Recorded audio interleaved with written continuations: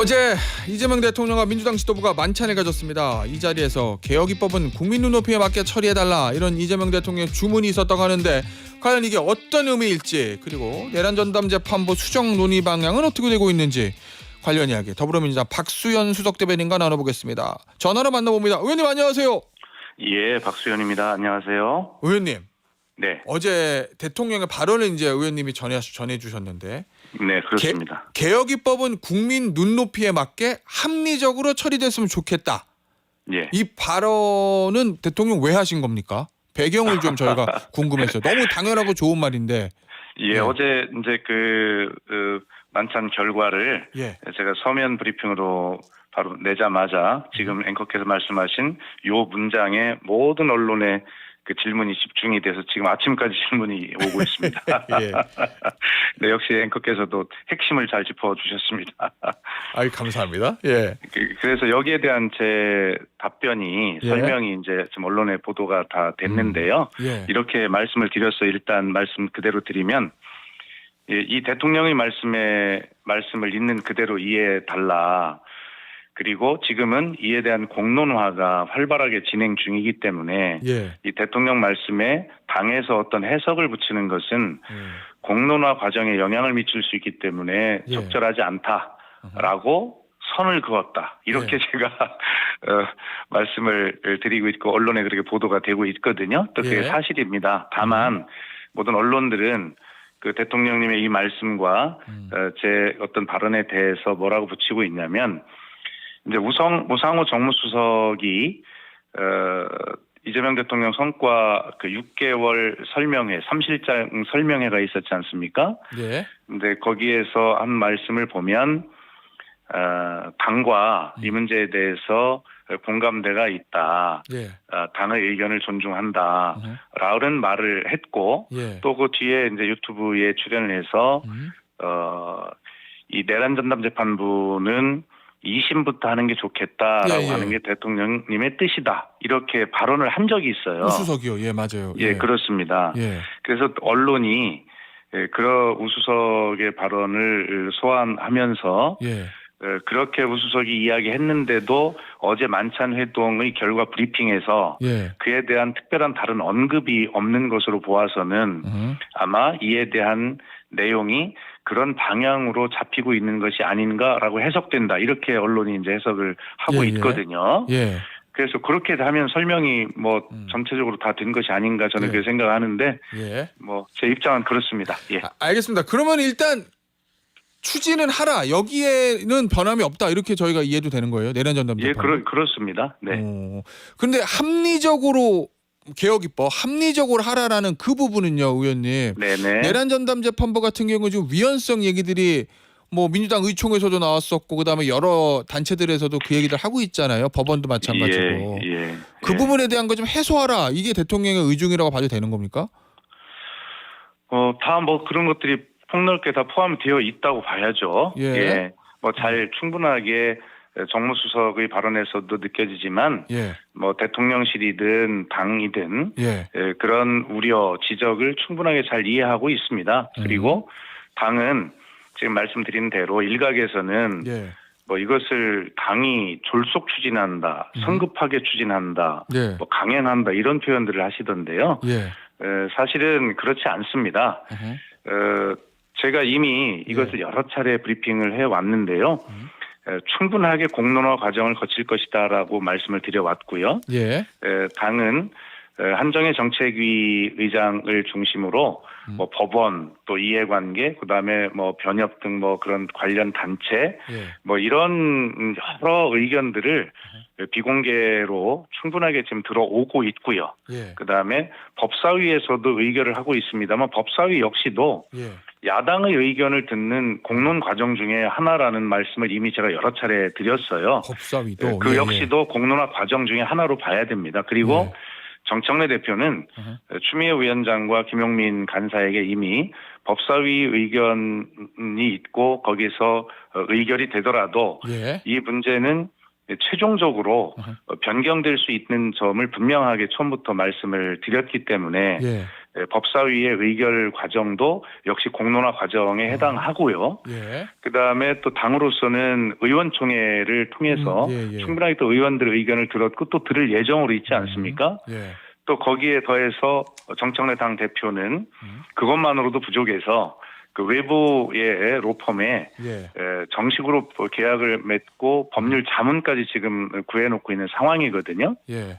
이런 어떤 공론화 과정이 폭넓고 풍부하게 지금 이루어지고 있고 그 결과들을 모아서 또 의원총회에서 또 한 번 논의를 하게 될 것이고 그 결과 당 지도부가 최종적으로 정무적 판단과 함께 지금 국민의 눈높이 합리적 이런 대통령의 말씀의 뜻에 맞도록 그렇게 이제 결정하는 과정이 있기 때문에 현재는 많은 우려와 지적이 있는 거 잘 알고 있습니다만 당이 졸속, 강행 이렇게 추진하는 것은 아니다라는 말씀을 좀 분명히 드립니다.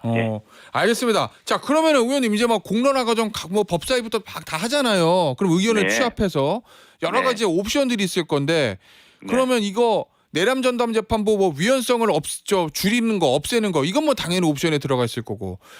이게 만약에 반대 목소리가 너무 크면 이거 원점에서 검토하는 거, 추진 안 하는 거 이것도 옵션에 들어가 있습니까? 그건 없습니다. 아, 그건 없습니까? 하긴 다만, 하되 다만 여기서 분명히 좀 말씀을 드리고 싶은 것은 우리 민주당의 법사위원들이 무슨 뭐 당 지도부와도 막 엇박자를 내면서 강행 추진하고 뭐 하는 것처럼 그렇게 인식들을 언론에서 또 쓰고 있고 그렇게 하고 계세요. 근데 법사위원들은 너무 억울해 하십니다. 법사위의 이런 방침과 흐름은 당 지도부와 교감을 수시로 하면서 하고 있는 것이고요. 또 이 스펙트럼은 다양하지 않습니까? 그러니까 가장 강한 의견부터 또 가장 또 약한 그런 의견까지 다양하게 있는데 모두가 다 동일할 수는 없어요. 또 이 문제에 대해서 강한 요구를 하고 있는 국민과 당원들의 요구도 분명히 있지 않습니까? 이에 응답하는 목소리도 있고 대책도 있어야 될 것 아니겠습니까? 그래서 추미애 위원장님의 주장대로 이 문제에 대해서 법사위 민주당 의원들의 의견은 이것이 위헌의 소지는 없다. 그러나 위헌의 시비는 있다. 분명하게 말씀하고 계시거든요. 위헌성이 없다는 것이 정청래 대표도 또 그다음에 법사위원들도 위헌은 없다는 것이 소신입니다. 그러나 그럼에도 불구하고 위헌의 시비가 있는 것은 또 현실이잖아요. 그래서 위헌의 소지는 없다 하더라도 위헌 시비가 있다면 그것마저도 없애고 가는 것이 결과적으로 국민의 불안을 해소하는 일 아니겠어요? 어제 그 정청래 대표가 그 민주당 법사위원들을 당 대표실로 좀 오시라고 그래서 이런 여러 가지 의견들을 1시간가량 나누었습니다. 그러면서 그 자리에서 하신 말씀이 이런 여러 가지 현재까지 공론화 과정들에서 나온 의견들을 종합적으로 설명을 했고요.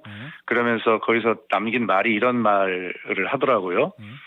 그 유명한 축구 선수 메시가 가장 훌륭하다고 하는 것은 쉽게 얘기하면 태클까지도 예상해서 그 태클까지도 피하면서 골을 넣는 선수이기 때문에 훌륭하다. 이런 그 예를까지 듣는 것을 제가 들었는데요. 아마 이런 어떤 지금 국민의 목소리, 국민의 눈높이, 뭐 이런 것들, 그다음에 윤석열이 내년 1월 18일 구속기한 만료로 풀려날지 모른다는 이런 불안감 이런 것들까지 종합적으로 잘 들으면서 그런 어떤 여러 가지 우려와 지적의 말씀도 잘 듣고 있다 이렇게 이해를 해주셨으면 좋겠습니다. 알겠습니다. 자, 그러면 의원님 그 일부에서 여권 일부에서 그런 얘기들 좀 하는 거를 보도로 제가 접했는데 이거 윤석열 전 대통령 측에서 내란 전담 재판부 되면 이거 꽃놀이표로 악용할 수 있다. 그런 걱정을 여권 일부에서 한다고 하는데 그런 걱정은 전혀 없으신 거예요? 아니 그러니까 위헌의 소지는 없지만 그러나 윤석열의 변호인 측에서는 이것을 위헌의 시비로 당연히 갖고 갈 거라는 예상을 누구나 할 수 있죠. 그러니까 위헌 소지는 없어도 위헌의 시비라고 하는 태클이 있을 것으로 지금 정청래 대표가 예를 들은 것 아닙니까?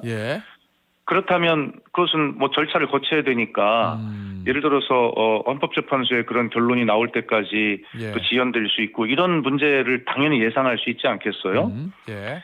그러기 때문에 그런 우연 소지는 없지만 우연 시비를 걸 것을 예상하면서 그것을 예. 피하는 방법 예. 이것이 아마 그 합리적인 국민의 눈높이에 예. 맞는 방법이 아닐까라고 하는 그런 의견들을 의원총회에서 국회의원 우리 당의 의원들이 많은 분들이 그런 의견을 이야기하는 분들이 조금 더 많았습니다. 예. 의원님, 예. 대통령이 어제 또 그 얘기를 하셨던데 이 종교단체 해산할 수 있는 거. 이제 국무회에서 이제 두 번째 얘기를 하신 건데 이 야당에서는 강하게 반발하더라고요. 이거 오늘 저 윤영호 통일교 세계본부장이 결심 공판에서 민주당 관련된 거 얘기한다고 하니까 그거 입틀막 하는 거냐, 뭐 겁박하는 거냐 이렇게 비판하던데 어떻습니까? 하여튼 그 왜 그런 말씀으로 연결이 되는지 이해를 할 수 없고요. 예, 어쨌든 민주당 어떤 인사들이 이 문제와 관련된 부분이 있다면 그것은 이미 특검이 국가수사본부로 사건 번호, 내사 사건 번호를 부여해서 정확하게 넘긴 것 아니겠습니까? 그대로 수사가 이루어질 것입니다. 왜 특검은 그럼 그렇게 했냐? 이 문제의 특검의 수사 내용과 그 내용이 전혀 다른 내용이기 때문에 그것을 특검에서 할 수 없었기 때문에 넘긴 것이죠. 그냥 덮은 것이 아니고요. 그건 이루어질 것이고 그것은 민주당 인사들이 불법적으로 연관이 돼 있는 게 있다면 그대로 저 수사하고 조사하고 결과에 따라 처벌하면 되는 것이고요. 대통령의 말씀은 그것과 관계없이 지금 특검의 과정 중에서 쭉 드러나고 있는 사실만 보아도 너무나 불법적이고 조직적으로 정치에 종교가 관여한 사실들이 드러나고 있잖아요. 이것은 명확하게 위헌입니다. 불법입니다. 그리고 그것이 미치는 정치에 미친 영향이 대한민국 민주주의에 미친 영향이 얼마나 지대한지를 지금 드러나고 있는 것이에요. 그런 측면에서 대통령께서는 원칙적으로 헌법을 위반한 이런 정교 분리라고 하는 이 원칙을 위반한 것에 대해서 단호한 조치가 필요하다라고 하는 원론적 입장을 지금 말씀하신 것이지 그것이 어떻게 그런 개별 사건과 연관이 될 수 있습니까? 알겠습니다. 왜냐면 어제 그런데 이제 모 언론에서 전재수 장관 이름을 공개를 했고 전재수 장관은 아니다라고 강력하게 부인하고 있는 상황인데 오늘 저 윤영호 씨가 어떤 이름을 얘기할지는 알 수는 없는 상황이잖아요. 혹시 그렇습니다. 하도 여러 가지 버전이 지금 돌아다녀서요.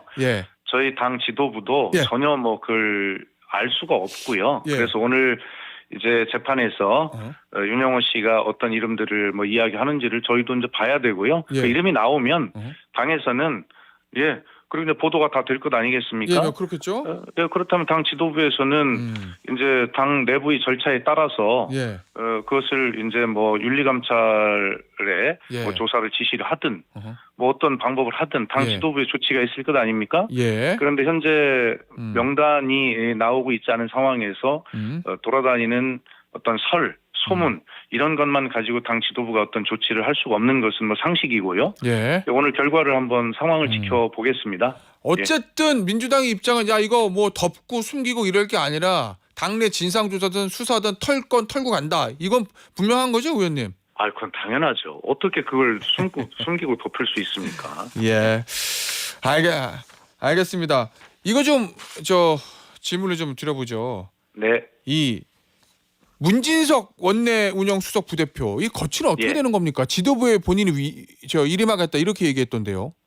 그렇게 이제 사과를 하셨고요. 이미 이제 문진석 수석은 페이스북에 사과를 하셨고 저는 또 그것에 대해서 언론에서 문수석께서 진심으로 사과하신 것을 이해한다라고 했다가 또 많이 혼돈하고 했는데 그런데 이제 의원총회에서도 문수석이 다시 한번 사과를 했고 지도부의 거취를 이름한다는 취지의 말씀을 한 것이 사실입니다. 그에 대해서 김병기 원내대표께서 이 원내 운영 수석에 대한 인사권자이신 것도 틀림없습니다.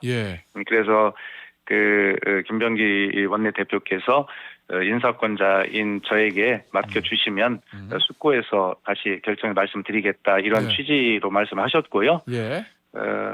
아마 그러나 이제 김병기 원내대표는 이제 문준석이 지난 예산안 처리 과정에서 예. 어떤 법정 시한 내 5년 만에 예산안을 통과시키는데 정말 많은 좀 노력을 했고 또 성과도 냈고 예. 또 뿐만이 아니라 그 법률안 이런 예. 것들을 민생 법안을 통과시켜 조율하는데 많은 역할을 했고 지금 현재의 국회 필리버스터 대치 전국에서 예. 그런 것들을 또 일을 해내야 되는 현실적인 필요성이 있기 때문에 예. 그 많은 또 뭐 어떤 여러 가지 뭐 실수도 있었고 혼도 많이 나야 될 일이지만 예. 이 부분에서만큼은 문수석이 좀 일을 할 수밖에 없는 상황이 아니냐라고 하는 취지로 예. 의원들께 일단 그렇게 말씀을 한 상황입니다. 예, 알겠습니다. 의원님 마지막 예. 질문인데요. 한 1분 남았습니다. 네, 어제 나경원 의원 필리버스터 때 우원식 의장이 네. 이제 마이크를 꺼서 국민의힘을 예. 굉장히 강하게 항의하는 장면이 펼쳐졌는데 네. 그 장면 어떻게 보셨습니까? 그 장면보다요. 예. 나경원 의원께서 예. 어제 그 가맹점주들에 관한 아주 10년 동안 노력해온 법이거든요. 그리고 이 문제가 중요한 민생 법안입니다. 그리고 국민의힘도 여기에 동의했으니까 예. 통과가 된 것이거든요. 그런데 자신들이 동의한 이 10년 동안 애타게 기다려온 이 중요한 민생 법안을 본인들이 지금 필리버스터로 거부해야 되는데 거부할 말이 없잖아요. 예. 그 내용이 없으니까 딴 얘기만 한 거예요. 그 내용과 관계없이. 예. 그래서 민주당에서 필리버스터를 제대로 해야 된다라고 하는 필리버스터 제대로법도 지금 내놓고 있는 거 아니에요? 예. 그 나경원 의원은 또 서울시장을 출마를 뭐 알겠습니다. 계획하고 계신 분이기 때문에 예. 그런 어떤 할 알겠습니다. 말이 없으셔서 예. 아마 그런 일이 일어난 것 같습니다. 알겠습니다. 여기서 마무리하도록 하겠습니다. 박수현 더불어민주당 수석 대변인이었습니다. 감사합니다. 감사합니다.